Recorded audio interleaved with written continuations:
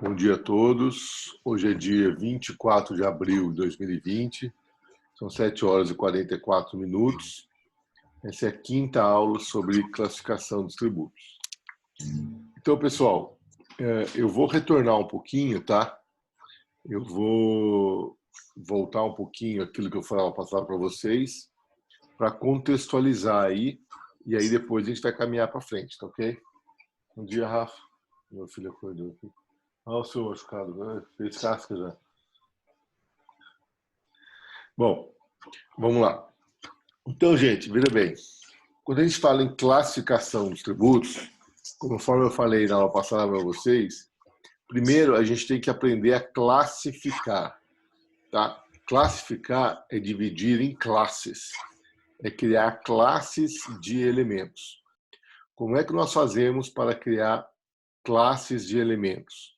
Nós temos que adotar critérios e dizer o seguinte: se tais elementos, todos elementos que possuírem esses critérios, pertencem a essa classe. Então, é como eu coloquei no slide aqui para vocês, né?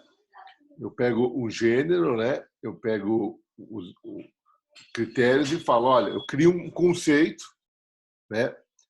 E através da definição desse conceito, eu vou dizendo quais são os elementos, quais são os critérios, as características. Só um segundinho só. O Rafa, estou dando aula, tá? Então, eu crio uma classe, tá? Através da criação de um conceito, e eu vou definir esse conceito dizendo quais são as características que os elementos devem possuir para pertencer a essa classe. Então, sempre quando eu tenho uma classe de elementos, eles têm uma característica em comum. Quando eles possuírem essa característica, eles pertencem àquela classe, ok? Agora, eu posso pegar os elementos que pertencem a uma classe, adotar um critério, e através desse critério eu posso dividir essa classe em duas espécies. Então, eu tenho um gênero com duas espécies. Eu uso um critério e falo, olha, todos aqueles que possuírem esse critério vão ficar de um lado e os outros que não possuírem vão ficar do outro. Então, essas são as espécies. Então, ao classificar, vou criando subclasses, ok? Da classe original. A primeira classe é a classe universal. A partir da classe universal, utilizando o critério, eu vou criando subclasses, que são espécies, subespécies, tudo bem? Então, sempre parto de uma classe universal, aí com um critério eu crio duas, depois com outro critério eu crio quatro, depois com outro critério eu crio oito, e assim por diante até o infinito, tá ok? Por que nós classificamos? Nós classificamos porque nós queremos compreender melhor o objeto. Então, sempre que o cientista vai estudar um objeto, ele acaba realizando a classificação. Por quê? Porque ele acaba classificando, ele compreende melhor o objeto, ele reúne objetos que possuem as mesmas características em uma classe. E a partir dessa classe inicial, ele acaba criando subclasses e assim fica mais fácil para ele desenvolver o raciocínio científico dele. Então, nós partimos do conceito de tributo como uma norma jurídica que, no antecedente, possui a descrição hipotética de um fato lícito, que, uma vez ocorrido em um determinado local, em um determinado momento, vai dar origem a uma relação jurídica de cunho obrigacional, onde uma pessoa vai estar obrigada a entregar determinada quantia em dinheiro a outra, tá ok? Então, esse é o conceito de tributo que nós utilizamos aí com vocês. Então, partindo desse conceito de tributo, qual que é a classificação que eu desenvolvi com vocês? Eu olhei para o critério material, perfeito. Eu olhei para o critério material e, ao olhar para o critério material, eu observei que existiam tributos que eu tinha no critério material uma atuação estatal e eu tinha tributos que no critério material não havia atuação estatal nenhuma. Então, alguns tributos, o critério material era um fato da vida, era um negócio jurídico, era a morte de uma pessoa, enfim, eram fatos que demonstravam que aquela pessoa possuía riqueza. Então, esses são os tributos não vinculados. Então, quando eu falo tributo vinculado e tributo não vinculado, o que eu quero dizer com isso? Eu estou me referindo ao critério material da hipótese. Estaria o critério material da hipótese vinculado a uma atuação estatal? Então, se o critério material da hipótese for vinculado a uma atuação estatal, eu estou diante da classe dos tributos vinculados, que por enquanto eu estou chamando de taxa, né? E se o critério material não for vinculado a uma atuação estatal, eu estou diante de uma classe de tributos não vinculados, ou dos impostos. Então, até aqui que eu expliquei para vocês, qual a diferença entre taxa e imposto?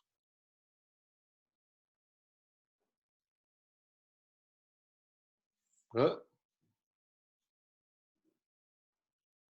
Qual é a diferença entre taxa e imposto, gente? É a vinculação ou não do Estado, não é? Vinculação do quê? Atuação estatal. É que a taxa, o imposto ele é dos não vinculados porque ele não tem atuação estatal. E a taxa, ela vai ser cobrada pelo exercício de poder de polícia e pelo serviço público Específico e divisível. específico e divisível. O que a Mirella ia dizer? Já me perdi quando o senhor perguntou para ela, daí eu falei da atuação estatal. Então, mas a atuação No estatal está onde? Está no antecedente, na materialidade. Então, veja bem. Até agora, pelo que eu ensinei para vocês, a diferença entre um imposto e uma taxa é porque no critério material das taxas, nós sempre teremos uma atuação estatal. E no critério material do imposto, nós jamais teremos uma atuação estatal. Entenderam? Então, é muito importante vocês falarem dessa forma. Que vocês falarem, a diferença é a vinculação, é vinculação, é vinculação, mas ninguém falou para mim, a diferença é que o critério material de uma taxa é sempre uma atuação estatal e o critério material de um imposto jamais será uma atuação estatal. É isso que você tem que entender. Ok? Então, eu vou falar umas materialidades aqui, vocês vão me dizer se é imposto ou taxa. Prestar serviço. Imposto. Auferir renda. Imposto, Requerer certidão. Taxa. taxa, Requerer aprovação do projeto para a construção de uma casa. Taxa. taxa, Querer passaporte. Taxa. taxa, Certo? Importar um produto estrangeiro. Imposto. Imposto. Então vejam que até aqui, para vocês diferenciar imposto de taxa, basta vocês irem na regra matriz e olhar o critério material. Se o critério material for uma atuação estatal, taxa. Se o critério material não for uma atuação estatal, imposto. Fechou? Bom, aí, como eu já estou falando de taxa aqui para vocês, eu aproveitei toda a aula passada para falar de taxa, expliquei várias coisas de taxa para vocês. E expliquei que a atuação estatal que pode servir de critério material das taxas, ou é uma atuação estatal, né, diretamente dirigida ao contribuinte, seja através do exercício do poder de polícia, seja através da prestação do serviço público específico e divisível, tudo bem? Então, não é qualquer atuação estatal que pode servir de critério material de taxa. Só pode servir de critério material de taxa uma atuação estatal diretamente dirigida ao contribuinte na forma do exercício do poder de polícia ou na forma da prestação de um serviço público específico e divisível. Beleza? Aí expliquei para vocês o que é serviço público específico, expliquei para vocês o que é serviço público divisível.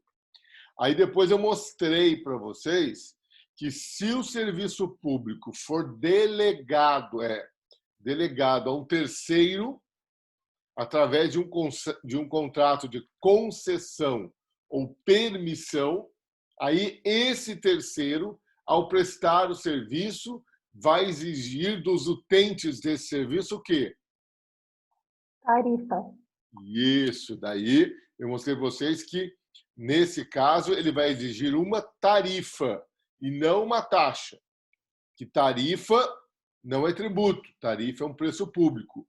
É um valor de um serviço estabelecido num contrato administrativo. Portanto, pertence ao direito administrativo e não ao direito tributário. Tudo bem? Em vias de regras, vias gerais, foi exatamente isso que eu expliquei para vocês na aula passada, tá ok? Então, vamos lá. Até agora, quantas espécies tributárias existem? 2. É agora 2. 2. Qual a diferença entre elas? Critério material. Critério material. Se o critério material for vinculado a uma atuação estatal, taxa. Se o critério material não for vinculado a uma atuação estatal, imposto. Beleza. E aí vocês vejam que as taxas são elementos que pertencem à classe dos tributos vinculados, enquanto que os impostos são elementos que pertencem à classe dos tributos não vinculados. Tudo bem? Ok? Beleza. Agora presta atenção, gente. Olha que interessante. Ó, eu tenho tributo e eu vou olhar para a materialidade do tributo, para saber se a materialidade está vinculada à atuação estatal ou não. Se a materialidade do tributo estiver vinculada a uma atuação estatal, nós vamos chamar esses tributos de tributos vinculados, tá ok? Vinculado. Perfeito? Fechou. Agora, se a materialidade desse tributo não estiver vinculada a uma atuação estatal, nós vamos chamar esse tributo de não vinculado. Não, vinculado. Beleza. Agora, preste atenção, tá? E aqui está faltando uma caixinha aqui para eu escrever para vocês. Gente, a vinculação pode ser direta e indireta. Então, vejam que aqui eu estou adotando um outro critério, tá ok? Para fazer uma nova classificação. Eu estou dizendo, a vinculação ela é direta ou indireta. Tá ok? Por que eu estou fazendo essa nova pergunta? Porque essa nova pergunta vai me servir de base para eu fazer uma nova classificação, esqueci aqui de colocar isso aqui, e chegar à classe dos tributos vinculados diretamente e à classe dos tributos vinculados indiretamente. Então, presta atenção nisso aqui que eu vou explicar para vocês agora. Gente, o critério material da taxa são aquelas atuações estatais diretamente dirigidas ao contribuinte, tá ok? Através do exercício do poder de polícia, seja através da prestação do serviço público específico e divisível.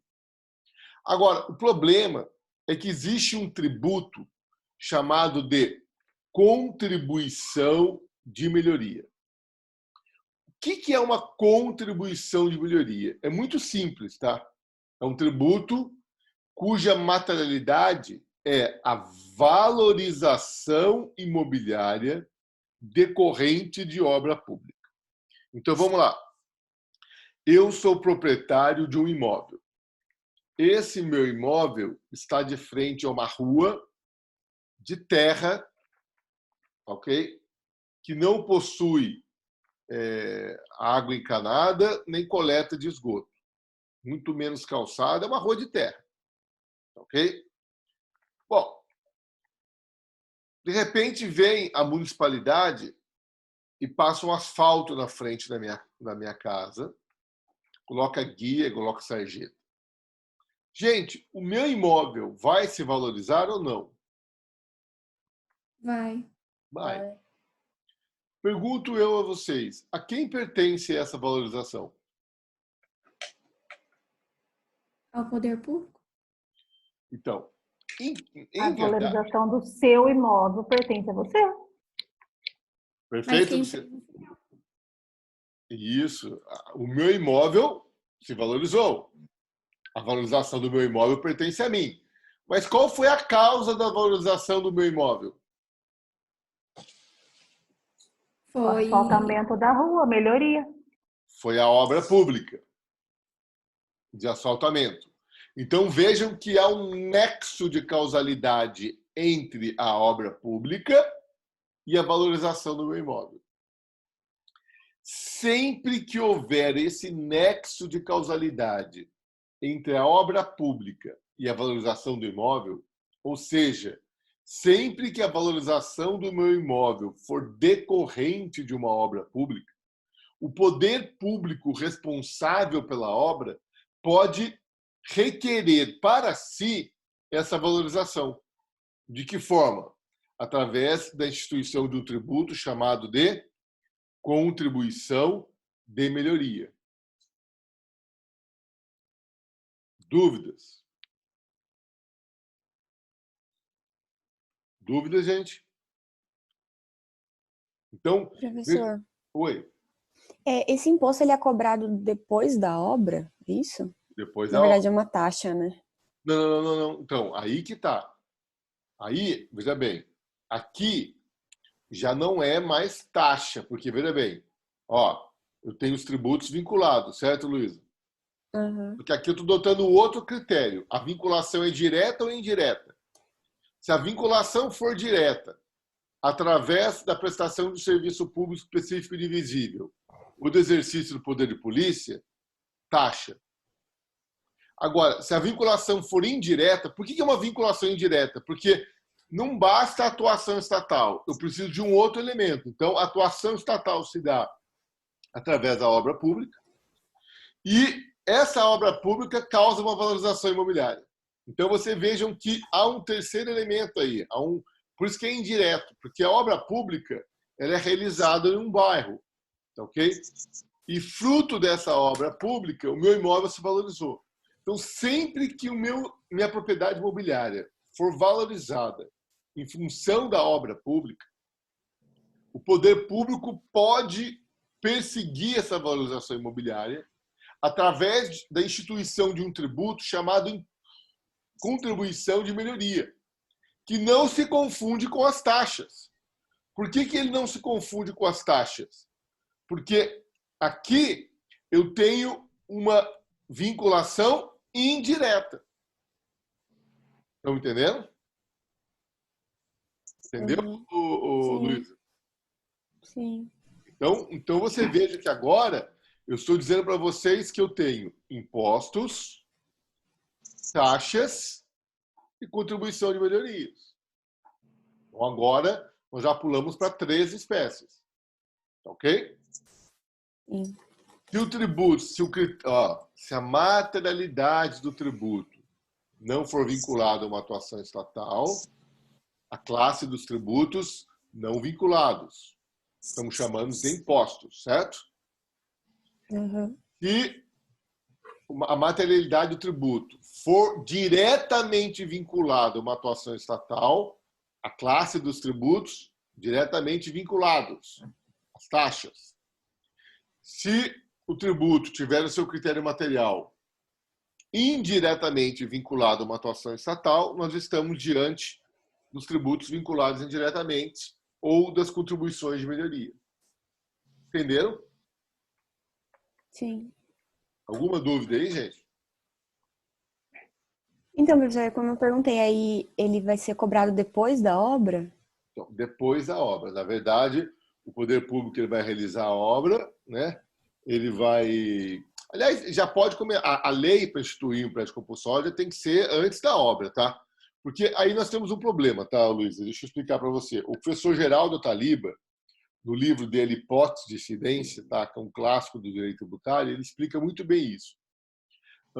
O Código Tributário Nacional, quando ele foi regulamentar, quando ele foi expedir normas gerais em sede de contribuição de melhoria, ele acabou confundindo a contribuição de melhoria com outro instituto do direito inglês, tá? E aí, para cobrar a contribuição de melhoria, o Código Tributário Nacional vai estabelecer uma série de critérios, tá? Então, tem que publicar, tem que deixar a planta da obra, publicar em local visível. As pessoas que vão ser afetadas pela obra podem impugnar a obra, podem palpitar, dizer que a obra tem que ser feita de uma outra forma, eu tenho que ter o custo da obra. Quer dizer, existe uma série de exigências feitas ao poder público que estão no Código Tributário Nacional que inibe o poder público de utilizar esse tributo, tá ok? Tanto que vocês nunca ouviram falar desse tributo, ou já ouviram falar? Alguém já ouviu falar? Eu já ouvi, professor. Contribuição de melhoria? Eu já. Já? Já. Mas vocês já viram Eu algum? paguei. Já pagou? Já. Do Cineia pagou?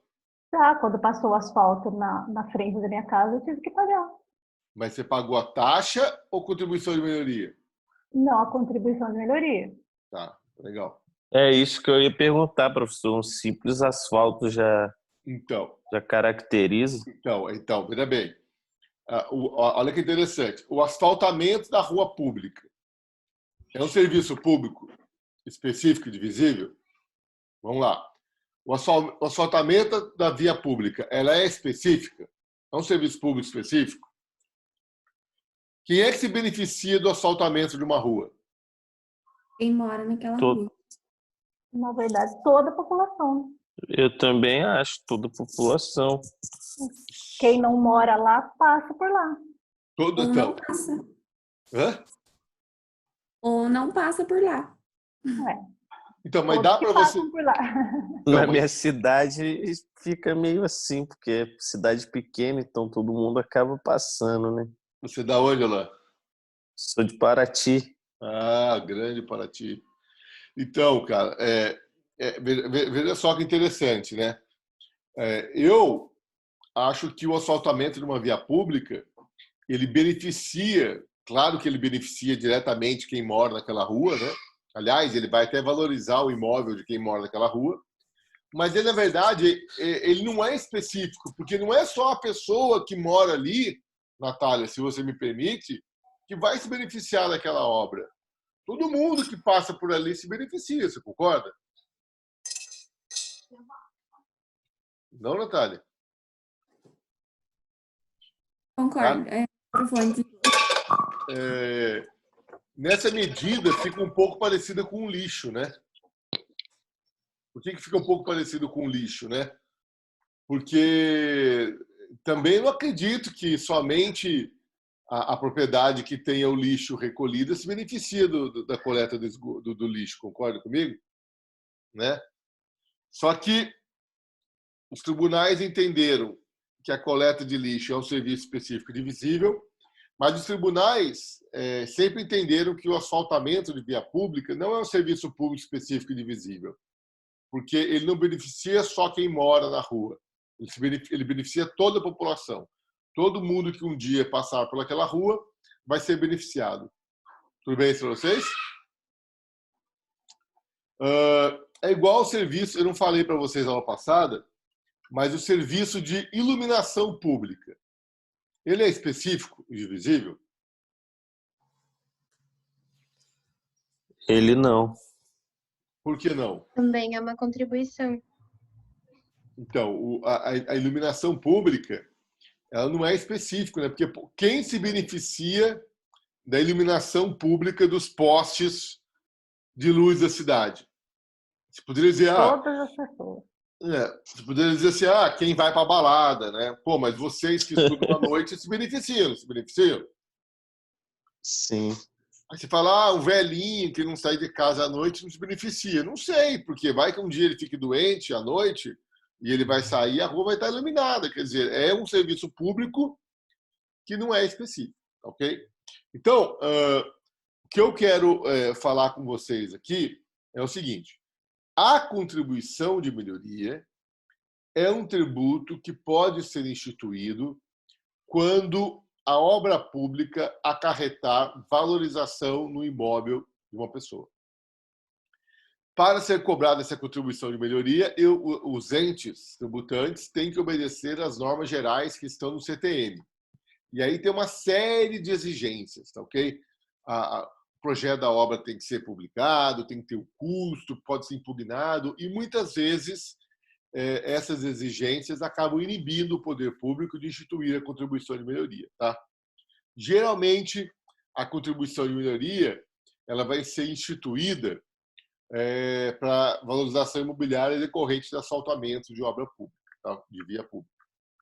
Percebam que eu posso cobrar contribuição de melhoria quando eu asfalto a obra pública, mas eu não posso cobrar taxa pelo asfaltamento de via pública. Por isso que eu perguntei para a Dulcineia se ela tinha realmente pago a contribuição de melhoria, porque muitas vezes as prefeituras asfaltam as vias públicas e cobram taxa de asfaltamento. Taxa de asfaltamento é inconstitucional, tudo bem? Agora, se eu quiser, se o poder público que realizou o asfaltamento da via pública quiser instituir uma contribuição de melhoria, obedecendo todas as normas gerais prescritas no CTN, aí ele pode, desde que esse asfaltamento promova a valorização do meu imóvel. Alguma dúvida, gente? Entenderam o que é uma contribuição de melhoria? Qual que é a única materialidade possível na contribuição de melhoria? Valorização imobiliária. Seria isso? É a valorização imobiliária decorrente da obra pública. Tá? Essa é a resposta do Cineia. Se nós estivéssemos em sala de aula, eu ia mandar todo mundo repetir em alto tom para mim 3 vezes. Né? É que nem base de cálculo. O que é base de cálculo? É a dimensão econômica do critério material. Isso, perfeito. É isso aí. A base de cálculo, dimensão econômica do critério material. Agora, o que é? Qual é a materialidade? Mais alíquota. Não, esse é o critério quantitativo. Ah, tá. Tá? O critério está aqui, ó. O critério quantitativo, né, é a base de cálculo vezes a alíquota. Agora, a base de cálculo é a dimensão econômica do critério material, tudo bem? E agora, qual que é a única materialidade possível na contribuição de melhoria? Valorização imobiliária decorrente de obra pública. Exatamente. É a valorização imobiliária decorrente de obra pública. É uma frase, porque ela sintetiza muito bem a ideia. A materialidade da contribuição de melhoria é uma vinculação indireta, porque eu vou ter uma valorização do meu imóvel que seja decorrente de obra pública. Tudo bem? Beleza. Agora, olha só. Alguém conhece a Rua 4 de Março aqui em Taubaté? Conheço. É uma rua boa ou não? É uma rua legal ou não? Uma rua boa. É uma rua boa, né? Tem várias. Aliás, Sim. antigamente era uma rua onde as pessoas ricas moravam em Taubaté, né? Agora nem tanto, mudou, né? Tá comercial até. Mas antigamente eram casas. Né? Inclusive tinha o Dr. Gama. O Dr. Gama é um grande advogado de Taubaté. Ele morava numa casa na Rua 4 de Março, que hoje é um laboratório clínico. É uma casa que tem 2 coisas romanas assim na frente, legal. Pô, a reitoria da Universidade de Taubaté está na Rua 4 de Março, né? Temos várias clínicas médicas muito boas na Rua 4 de Março e tal. Alguém conhece o último quarteirão? Oi? Tá sangrando o nariz, meu filho. Agora, alguém conhece o último quarteirão da Rua 4 de Março? Que é aquele quarteirão que fica após a Avenida 9 de Julho? Não.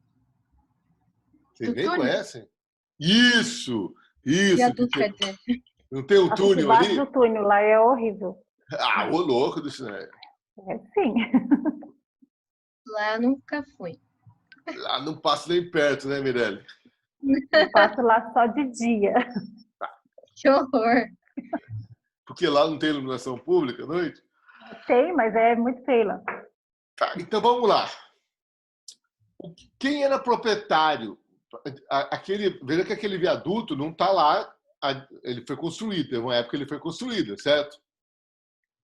O que aconteceu com os imóveis que estão na frente daquele viaduto, naquele quarteirão? Desvalorizado. Eles foram desvalorizados. Se você tiver uma casa para vender na rua 4 de março e você falar que a sua casa está naquele quarteirão, na frente do viaduto, o seu imóvel está desvalorizado. Aliás, ali só tem casinha antiga, borracharia, né? É horrível, né? E do outro lado tem uma escola municipal, certo? Aliás, tem até um ponto comercial que fica embaixo ali do viaduto, que acho que é uma borracharia, um ponto comercial ali que até que é melhor, né? Mas a impressão é ruim. Então, vocês vejam que... A minha pergunta. Se a valorização imobiliária decorrente de obra pública pertence ao poder público, via contribuição de melhoria, e a desvalorização imobiliária decorrente de obra pública? E se o meu imóvel se desvalorizar em função da obra pública, eu não posso exigir uma indenização por parte do poder público? O que vocês acham? Pode sim, pode sim. Eu acho que é perfeitamente possível. Vejam que aí nós não estamos diante de direito tributário, tá ok? Aí nós estamos diante de um direito indenizatório administrativo, tá ok? Você vai pedir uma indenização ao poder público porque o seu imóvel se desvalorizou em função da obra pública, tá ok? É perfeitamente possível. É difícil receber, mas você pode Eu ia falar isso. Você vai entrar na fila dos precatórios, né, do Cine. Um outro exemplo claro, alguém conhece o Minhocão em São Paulo? O chamado Elevado Costa e Silva? Né? É muito interessante porque São Paulo tem um bairro ali chamado Genópolis. E o bairro de Genópolis é um bairro muito bom em São Paulo. Né? E olha aqui a minha mão aqui. Ó. Eu tenho o shopping Genópolis, aí eu tenho uma rua, tem uns 4 quarteirões. Aí no final dessa rua aqui eu tenho o Minhocão. O Minhocão é uma via elevada que passa em cima da rua, ok? Esse Minhocão desvalorizou completamente os imóveis daquela avenida. Porque ali antigamente era uma avenida. De repente, imagina você está num apartamento, que você abre a janela do seu apartamento, tem um viaduto passando o carro ali. Imagina a poeira que não faz, o barulho que não é, a vibração, né? E é até interessante porque, assim, se o seu imóvel... Se você pega um quarteirão próximo ao shopping, ele é altamente valorizado. À medida que você vai se afastando do shopping, chegando próximo ao Minhocão, o que acontece com o valor dos imóveis? Ele vai caindo. Até que o quarteirão que fica ao lado do Minhocão, o valor é mais baixo. E ali é ponto de prostituição, etc. Tudo bem para vocês? Agora, gente, só para a gente terminar. Se a valorização do meu imóvel se deu por uma obra particular, aí o particular que fez essa obra não tem direito a nada, tudo bem? Aí se chama especulação imobiliária, tá? O cara vai lá, compra um terreno num condomínio que não tem nenhuma casa, o terreno vale X. Depois que construíram as casas, o terreno vale X mais Y. Mas isso daí pertence ao proprietário do terreno, porque isso daí se chama valorização, é especulação imobiliária, tudo bem? Tudo bem. Professor, e se desvalorizar por causa de um,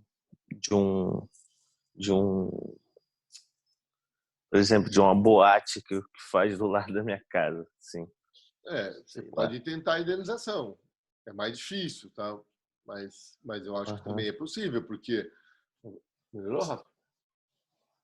Difícil. Então... Yasmin? Tá tomando? Não pode.